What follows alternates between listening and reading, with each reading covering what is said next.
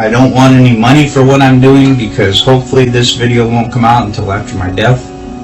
So I have nothing to gain, nothing to profit by telling you what I'm going to tell you. In 1968, my father was stationed at Cannon Air Force Base in New Mexico.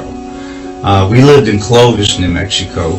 He was in the military police for over 20 years, and on his deathbed in 2002, we made a recording of what happened. Project Slam Dunk was the name of this. President Johnson in 1968, okay? In Cannon Air Force Base in 1968, he said by the time he got there, that there was already 2 large hangars that were connected. There was hundreds of dump trucks that came in and dumped sand and stone, and cement powder was powdered over the top of all that to make it look like a lunar landscape. They had men that fashioned it into a lunar landscape, he said. Okay, I've never known my dad to lie, so this all took me by surprise. You know, what's that all about? So anyway, he said that in front of the airplane hangars was pole framing with large canvas tents that was concealing the inside of the staging area. Inside the staging area, on flatbed trucks, was uncrated the lunar lander that was reassembled back inside the hangars. All of the walls were painted flat black, and the ceilings as well. He was sworn to secrecy by the NSA, and they would put him in prison for breaking that oath. When Dad saw the moon landing on TV, he cried. He said he knew that what he had witnessed on TV was exactly what they recorded in that hangar. There was no reason for them to go flying around and everything. They had detailed high-definition photos of the landing area. There was no reason for them to go flying around to a different landing area that almost exhausted their fuel, except for drama, because everything had gone so smoothly. Nothing, you know, so it had to be something. Anyway, Dad was one of 3 guards that guarded the inside of the front entrance. There was a list of 15 people who could enter. No one else was allowed by order of President Johnson. And here is that list, and I gave it to Bart Seibel as well. He checked out a lot of these names, and he says he can verify a lot of these people and what they do.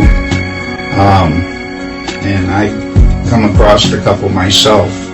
Anyway, President Johnson, Neil Armstrong, Edwin Aldrin, Wernher von Braun, Robert Emenegger, Gene Kranz, James Webb, Joe Kerwin, Dr. Thomas Paine, Glenn Looney, Dr. Christopher Kraft, Dr. James Van Allen, General Trudeau, Lieutenant Colonel Donald Simon, and Grant Norrie. Now, the only 2 that I really have information on is Robert Emenegger. Apparently, he did a lot of video work and stuff for the Department of Defense. So the DoD did know him. Okay, and the other one was Grant Norrie, Norray, I believe. Was to the best of my dad's knowledge, was a like some FBI, CIA, NSA, who knows, something like that. Okay, President Johnson only showed up for the first day of filming. Filming lasted for 3 days, and the entire project was restored to original. In other words, the hangars were all taken apart, the sand was all removed.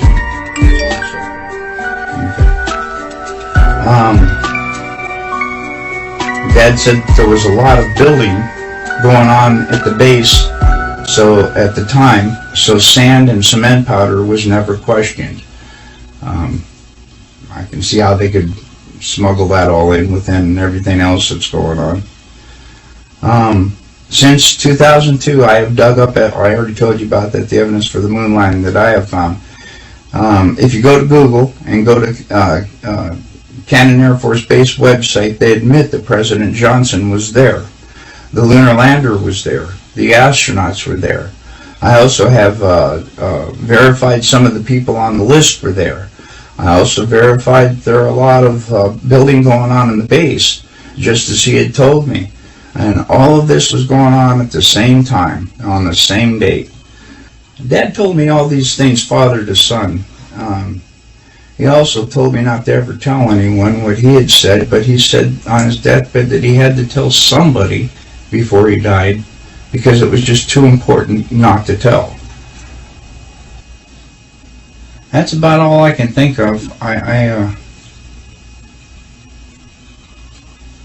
dad, he raised me by the book.